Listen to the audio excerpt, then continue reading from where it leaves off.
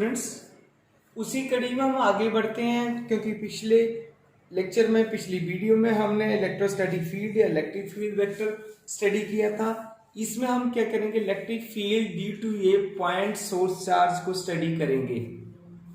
Consider a point source charge plus Q which creates an electric field around itself. Suppose a test charge Q naught be placed in an electric field of source charge at a distance r as shown in figure 1 की बात कर रहा हूं जो वाप में है, ऊपर है। The force experienced by a test charge Q naught due to the source charge capital Q is given by F is equal to 1 upon 4 pi epsilon naught Q into Q naught upon R square into R cap, where R unit cap is the unit vector directed from positive charge to test charge. The force F is directed away from the source charge, then the electric field due to the point source charge plus Q is given by E is equal to, definition हमने use कर ली F upon Q not, electric field की definition पिछले article में पढ़ी है। तो 1 upon Q not into 1/4 pi epsilon not Q into Q not upon R square into R cap. अब Q not से Q नॉट मैंने कैंसिल कर दिया, Q नॉट से हमने Q नॉट को कैंसिल कर दिया, शायद इसमें पूरा दिखाई नहीं दे रहा। Q नॉट से Q नॉट हमने कैंसिल कर दिया, तो हमारे पास क्या आ गया, 1/4 पाई epsilon not Q upon R square R cap. R हम इससे भी लिख सकते हैं क्योंकि हमने पता R cap is equal to या unit vector is equal to R vector upon R के लिखते हैं, वही हमने यहाँ रिलेशन यूज कर लिया। तो then we have E is equal to, in magnitude form में, अब मैंने वेक्टर हटा दिया वहां से, इन मैग्नीट्यूड फॉर्म में हम क्या लिख सकते हैं, in magnitude of electric field due to the source charge Q at a distance R is given by E is equal to 1/4 pi epsilon naught Q upon R square. So this expression shows that the electric field due to a point source charge is directly proportional to the magnitude of the source charge. Directly है ना, देखो E directly किसकी है, capital Q से। Capital Q क्या है हमारा, source charge है। Secondly inversely proportional to the square of the distance of the point from that the source charge. देखो सोर्स चार्ज और टेस्ट चार्ज के बीच का जो डिस्टेंस है वो R है, तो दोनों पॉइंट पे डिपेंड करती है मेरी इलेक्ट्रिक फील्ड, ये ध्यान रखना आपने। The electric field is directed radially away from the source charge if the source charge is positive. Okay, the electric field is directed radially towards the source charge if the source charge is negative। ये मैं 2 point बोल रहा हूं, बहुत important है कि electric field is directed radially away from the source charge if the source charge is positive.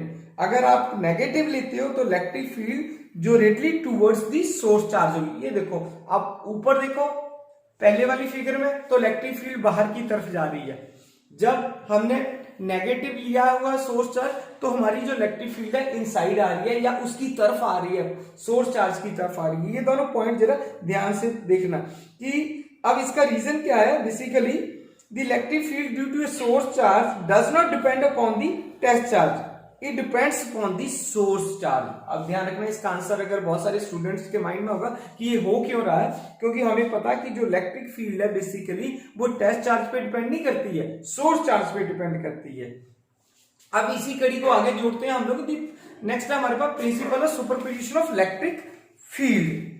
Superposition of electric field, जैसे हमने सुपरपोजिशन ऑफ अपना शुरू में ये पढ़ा था टेस्ट चार्ज के लिए, ठीक है, ऐसे ही हम इलेक्ट्रिक फील्ड के लिए भी सुपरपोजिशन ऑफ प्रिंसिपल पढ़ते हैं। और सुपरपोजिशन का तो आपको पता कि सेम ही रहता है।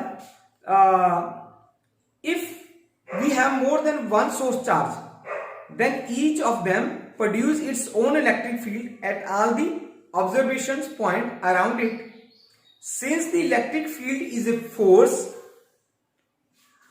so a test charge when placed in combined influence of 2 or more source charges will experience a force which will be the resultant of individual force due to each source charge, क्योंकि हमने याद किया होगा कि F is equal to किसके बराबर, F is equal to किसके बराबर होगा, E into test charge, E into Q naught के बराबर है, उसी की बात कर रहा है ये।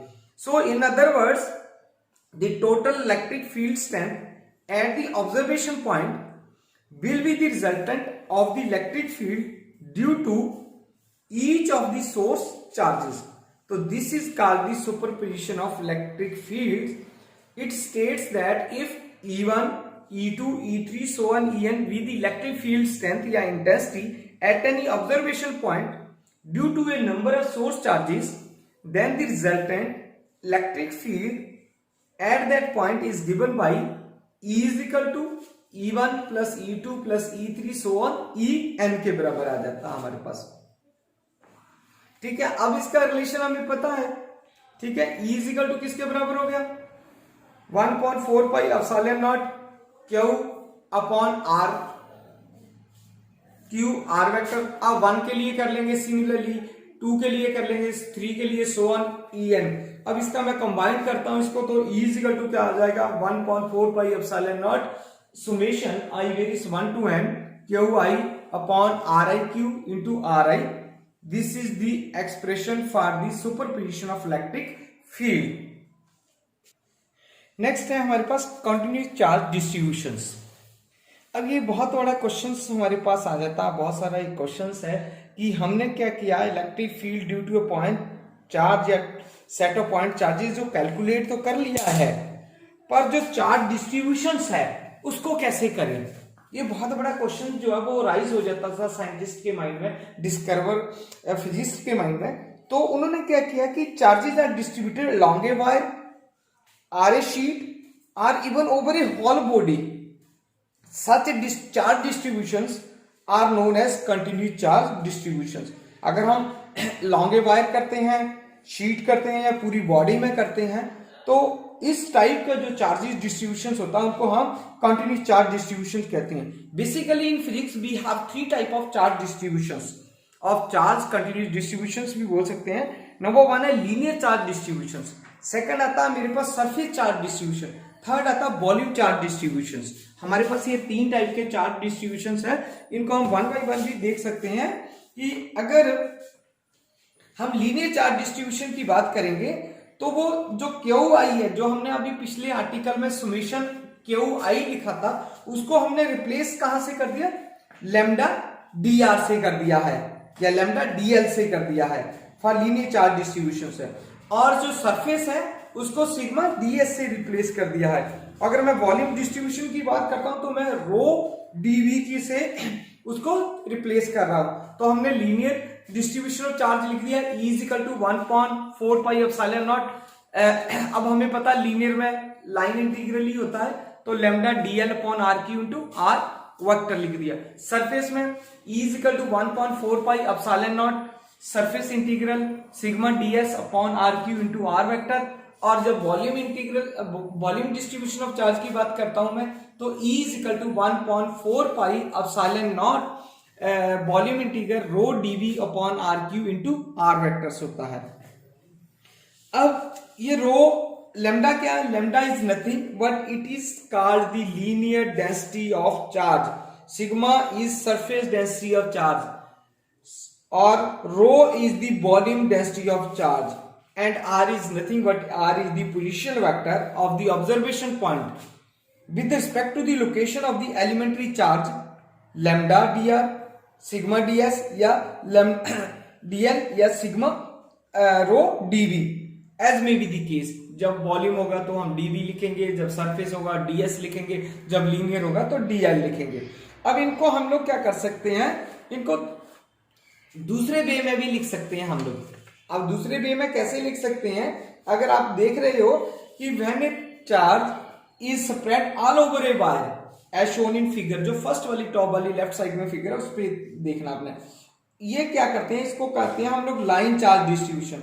कंसीडर ए लाइन या wire A B carrying charge Q, take any point P on this wire having position vector R, let delta Q be the charge on a small position lambda R या R dash भी लिख सकते हो, on the wire around the point P, then the average charge per unit length of this element of the wire is given by lambda dash is equal to delta q upon delta r dash। ठीक है, delta R dash मैं बताता हूं आपको कौन सा मेरे पास delta R dash, अगर मैं इसको डेल्टा आर डैश बोल सकता हूं मैं इसको। ठीक है, तो अलग है, मैंने ज्यादा एलेबोरेट नहीं किया कि हमें सिर्फ बीसी की पता होना चाहिए कि चार्ज डिस्ट्रीब्यूशन कैसे होता है इसमें, बाकी ज्यादा नहीं हमने पढ़ना इसमें। सो टेकिंग द लिमिट्स, मैंने नीचे भी लिखा है दूसरे एक्सप्रेशन में भी, अगर मैं लिमिट्स ले लेता हूं तो हमारे पास क्या आता है, limit delta R approaches to 0 delta Q upon delta R. ठीक है, किसी बुक में D Q upon D R भी लिखा होगा तो it's not a matter. Similarly हम सरफेस के लिए करेंगे, सिमिलरली हम वॉल्यूम के लिए करेंगे। अब ये जो है इन केस ऑफ अगर मैं क्यूब की बात करता हूं, cube is charge uniformly then the volume charge density will be constants. ये याद रखना कि जब हम वॉल्यूम की बात करते हैं, the volume charge density rho will vary from point to point on the cube. If the cube is charge uniformly then the volume charge density will be constants. ये ध्यान रखना इस चीज को, ये बहुत इंपॉर्टेंट पॉइंट्स है हमारे लिए। जब हम सरफेस की बात करते हैं तो सरफेस में हमारे पास sheet is uniformly charge then sigma will be constant. ये याद रखना, ये पॉइंट्स जो मैं बोल रहा हूं। अगर मैं इन केस ऑफ लैम्डा की बात करता हूं, लीनियर की बात करता हूं, lambda will vary from point to point on the wire. If the charge is distributed uniformly over the wire then lambda will be constants. ये पॉइंट याद रखना। This is the some points of the continuous charge distribution, या these are the charge distributions. Okay, ये आपने कर लेना, और इनके बाद ही हम लोग method to find the electric field due to continuous charge distribution पढ़ेंगे। उसके बाद electric field due to uniformly charge infinite bar पढ़ेंगे। ऐसे बहुत सारे हमारे पास आर्टिकल्स आते रहेंगे। Hope you enjoy this lecture. Thank you very much.